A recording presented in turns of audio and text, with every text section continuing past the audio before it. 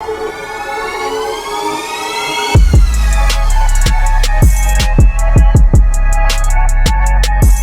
का हमारा टॉपिक जो है वो है लॉ की क्लासिफिकेशन ऑफ लॉ के बारे में हम बात कर चुके हैं कि what is law, meaning of law, definition of law, characteristics of law, importance of law, इन सब चीज़ों के बारे में हम बात कर चुके हैं। आज हम बात करेंगे कि लॉ को क्लासीफाई कैसे किया गया। ये चार्ट है जो आप लोगों को नजर आ रहा है, इस पे वन बाय वन जो है वो हम डिस्कस करेंगे। सबसे पहले लॉ को जो है वो दो क्लासेस में डिवाइड किया जाता है। फर्स्ट ही है आपका डिवाइन लॉ।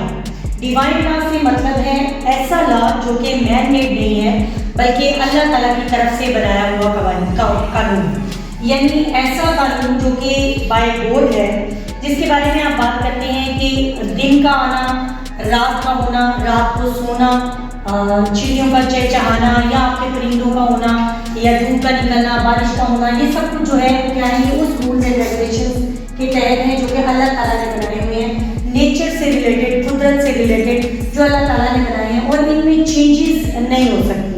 ये अल्टरनेट नहीं है, इसका कोई अल्टरनेट नहीं है, यानी इसको आप चेंज नहीं कर सकते। एंड सेकेंड है मैन मेड लॉज, ऐसे लॉज जो कि इंसान के बनाए हुए लॉज हैं, मैन मेड लॉज।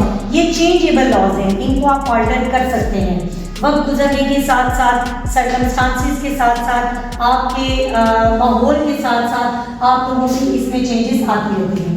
इनको फर्दर डिवाइड किया गया है टू कैटेगरीज में, एक है इंटरनेशनल लॉ, एक है नेशनल लॉ। अब जो इंटरनेशनल लॉ है ये बिटवीन दी स्टेट्स है, मतलब इसमें जो सब्जेक्ट मैटर है जिसकी आप बात करेंगे कि किन दो लोगों के दरमियान है या किन लोगों के, तो वो स्टेट जो है वो आपकी सब्जेक्ट है। और ये सब्जेक्ट्स के दरमियान जो आपके स्टेट्स के दरमियान मुआहदे हैं, ट्रीटीज हैं, इन सब चीज़ों को कहा जाता है लॉ। और ये होता है आपका इंटरनेशनल लॉ, इसमें है ट्रीटीज आपकी मेन। अब जो इंटरनेशनल लॉ है ये दो तरह के लॉ हैं, इनको कैटेगराइज किया गया है दो चीज़ों में, एक है प्राइवेट इंटरनेशनल लॉ, एक है public international law.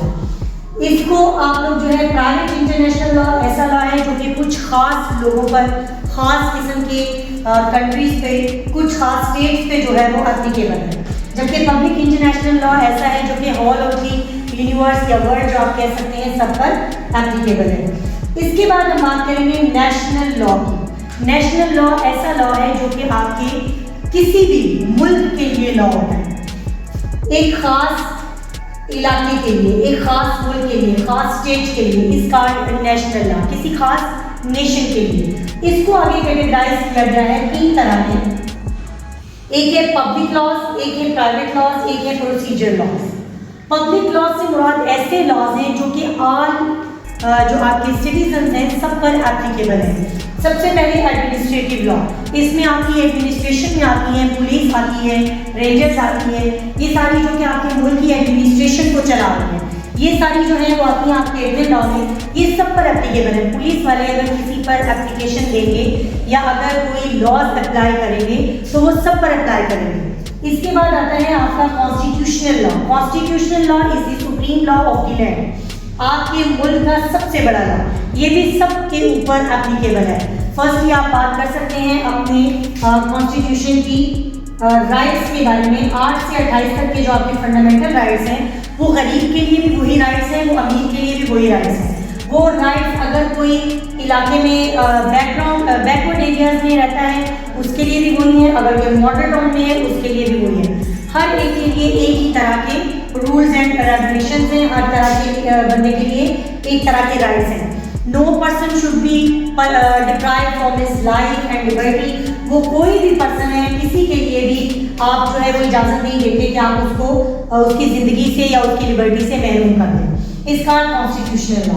Taxation law से मुराद है आपके मुल्क के टैक्सेस, कितने टैक्सेस हैं, कौन से टैक्सेस हैं, वो सब पर एप्लीकेबल है। अब आप देख लें खुद अपने मुल्क में, आपके मुल्क में 5 मरले की जो घर हैं उन पर टैक्स अप्लाई होता है, उन पर टैक्स जो है वो एनफोर्स किया गया है, उन पर टैक्स लागू किया गया है, लेकिन 5 मरले से जो छोटे हैं उन पर नहीं। अब वो कोई अमीर है, गरीब है, किसी का 5 मरले का घर है या 5 के अलावा 10 घर हैं, उन सब पर जो है वो एप्लीकेबल है। हमारे मुल्क में 73 किस्म के जो है वो टैक्सेस अप्लाई किए जाते हैं, इन्फोर्स किए जाते हैं लोगों पर। और 37 एजेंसीज हैं इस टाइम जो पाकिस्तान में कलेक्ट कर रही हैं टैक्स को।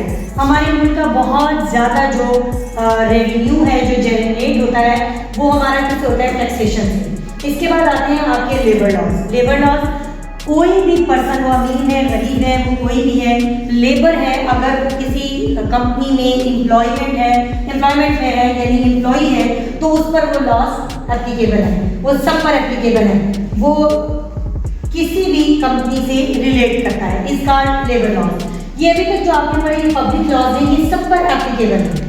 इसमें कंसेप्ट नहीं है किसी एक अमीर का गरीब का, किसी पे होने का किसी पे ना होने का, बल्कि सब पर ये एप्लीकेबल है। जब आप सेकंड की बात करते हैं इसका प्राइवेट लॉज। प्राइवेट लॉज ऐसे लॉज हैं जो सिविलियंस के दरमियान है, जिसमें गवर्नमेंट का कोई कंसर्न नहीं है, जो आप दो लोगों के दरमियान है। फर्स्टली आप बात करेंगे टॉर्ट लॉ की। टॉर्ट लॉ ऐसा लॉ है जो कि बिटवीन इंडिविजुअल्स है, is a civil wrong between individuals. एक बंदे ने किसी दूसरे को डिफेम कर दिया, इज अ टॉर्ट। एक पर्सन ने किसी दूसरे को के घर में जो है वो ट्रेसपास कर दिया, इज अ टॉर्ट। अगर किसी ने न्यूसेंस कमिट किया, इज अ टॉर्ट। ये सारे टॉर्ट जो है वो एग्रेवेट क्राइम भी हैं, लेकिन यहाँ पर हम बात कर रहे हैं बिटवीन इंडिविजुअल्स की, दो लोगों के दरमियान।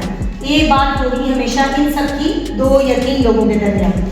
जब आप बात करेंगे family laws, family laws also a civil laws like divorce. लड़की है लड़के का मैटर है, लड़की जो है वो खुला लेगी या लड़का डाइवोर्स करेगा, ये भी क्या है, बिटवीन इंडिविजुअल्स। अगर गार्डियन का मसला है, बच्चा माँ के पास रहे, बाप के पास रहे, दादा के पास रहे, दादी के पास रहे या कहीं और, बिटवीन इंडिविजुअल्स।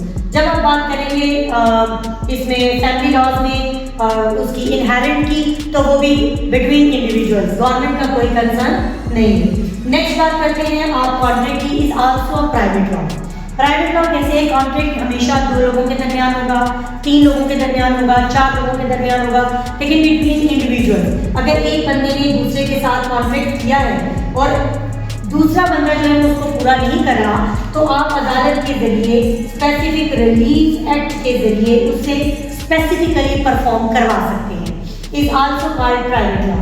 इसके बाद आता है आपके प्रॉपर्टी लॉज। प्रॉपर्टी लॉज में सारे आते हैं, आपके स्टैम्प एक्ट आता है, आपका फूड वैल्यूएशन का एक्ट आता है, आपका टीपीए आता है।